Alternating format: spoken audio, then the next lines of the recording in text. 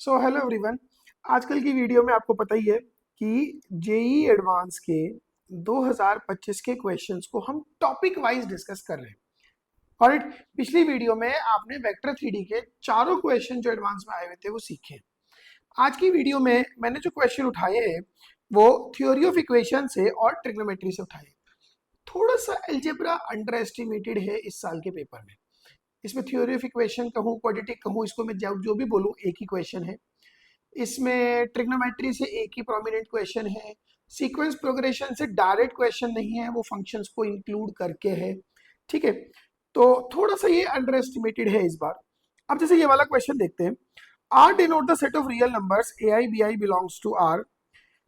F G H तीन function दे रखे हैं। इसमें ना ये बड़ी कैची लाइन है, F X is not equal to G X for every X belongs to R. That means fx minus gx is not equal to 0 for every x belongs to R. तो अगर मैं fx minus gx करूंगा, what do I get? a3 minus b3 into x cube, a2 minus b2 into x square plus 7x plus a1 minus b1. वो ये कह रहा है this is not equal to 0 for every x belongs to R. Getting my point. तो अब आप एक ये सोचो, एक क्यूबिक पॉलिनोमियल को वो ये कह रहा है that should not be zero for every X belongs to R. लेकिन एक क्यूबिक पॉलिनोमियल है, कहीं ना कहीं तो जीरो जरूर होगा। मैं क्वाड्रेटिक में उस पॉसिबिलिटी को फिर भी निगेट कर सकता हूं। तो इसका मतलब यहां पे क्या जरूरी है कि a3 तो b3 के बराबर होना ही चाहिए। ये तो लीस्ट रिक्वायरमेंट है, तब जाके ये इक्वेशन होल्ड कर सकती है। All right, all right. अब मुझे चाहिए coefficient of x cube. Now see, x cube का कॉफिशिएंट यहां से क्या बनेगा, 4c3 प्लस a3 माइनस यहां से बनेगा 4c3 into 2 and plus b3। Now आपके a3 और b3 बराबर है, ये दोनों कैंसिल हो गए। So it is 4 minus 8, your answer goes -4। बहुत ही बढ़िया, शानदार, simple question. Got it, your answer is -4। और इसके अलावा क्वाड्रेटिक से कोई क्वेश्चन नहीं है। अच्छा, एक क्वेश्चन ये ट्रिग्नोमेट्री से है, मैंने इसको भी इसी वीडियो में इंक्लूड कर लिया। देखो, अल्फा को एक एक्सप्रेशन दिया हुआ है। एक चीज तो इसमें समझ में आ रही है कि देखो सब में 1 का गैप है एंगल में। I hope you can see that. ठीक है, तो मैं इसको साइन 1 से डिवाइड कर देता हूँ, साइन 1 डिग्री से। अब पहले टर्म में मैं साइन 1 को लिखूंगा 61 minus 60 upon sine 60 sine 61 plus sine 63 minus 62 upon sine 63 sine 62 and so on. Last वाला टर्म ऐसे ही बन जाएगा, साइन 119 माइनस 118 अपॉन में आ जाएगा साइन 118 इंटू साइन 119। एग्रीड। सो अब 1 अपॉन साइन 1 का तो कुछ कर नहीं सकते अभी, let's keep it the way it is. Now this is, इसको आप खोलोगे sine 61 cos 60 minus cos 61 sine 60। तो ये क्या खुलेगा, मैं एक रफ में एक खोल के दिखाता हूं आपको। Sine 61 cos 60 minus cos 61 sine 60 upon sine 60 sine 61, इधर भी वही साइन 60 साइन 61। Got it. तो पहला टर्म क्या बनेगा आपके पास, देखो साइन 61 साइन 61 कैंसिल हो गया। It is cot 60 minus cot 61। ऐसे अगला टर्म बनेगा कॉट 62 माइनस कॉट 63। ऐसे अगला टर्म बनेगा cot 64 minus cot 65 and so on. मैंने 2-3 लास्ट के टर्म भी लिखूंगा।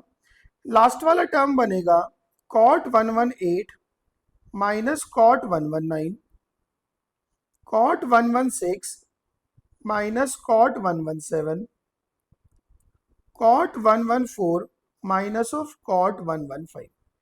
तो ये मेरे पास एक पूरा टर्म आया। Now 1/sin 1 degree. अब एक मिनट ध्यान दो, कॉट 61 ये टर्म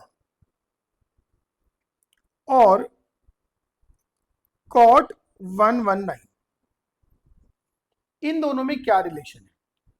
देखो, कॉट 61 जो है वो tan 29 है, गॉट इट। और ये जो कॉट 119 है ये माइनस ऑफ tan 29 है।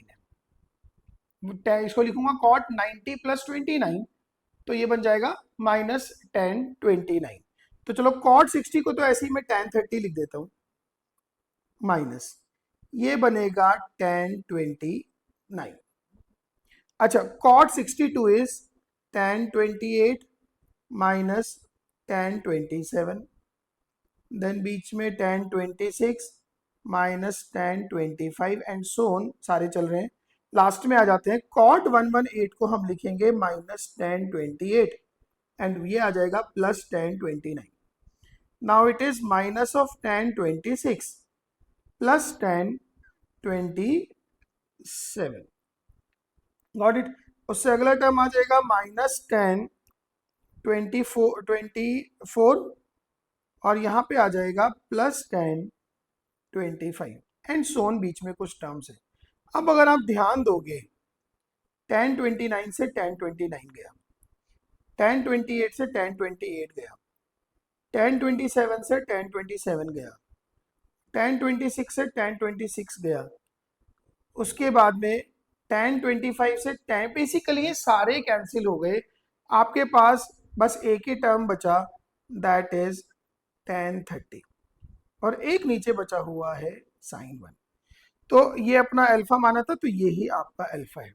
They are asking for cosec alpha upon cosec 1 upon alpha whole square.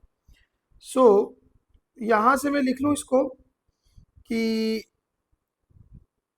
cosec 1 by alpha is what, tan 30, got it. तो that is 1 upon √3, am I correct? तो यहां से मैं लिख लूं कि cosec 1 upon alpha is 1 upon tan 30, that is √3। So हो गया cosec 1 degree upon alpha whole square is equals to 3। So answer in this case is 3, am I correct? अच्छा क्वेश्चन था। आज तक हमने जो कैंसिलेशन वाले ऐसे टेलीस्कोपिक के क्वेश्चन देखे हैं ना, उसमें कॉन्जिक्यूटिव टर्म्स में से टर्म कट रहे होते हैं, ये थोड़ा सा डिफरेंट है इस चीज में। अब यार देखो, आईआईटी का क्वेश्चन है, कुछ तो करेंगे। Alright, anyways thank you so much. और अगली वीडियो में एक दूसरे चैप्टर के साथ में शुरुआत करेंगे। 2025 का तो पूरा पेपर रगड़ देंगे यार, 2-2 बार करना है, 3-3 बार करना है, कुछ नहीं छोड़ना है। Alright, thank you so much, enjoy your day.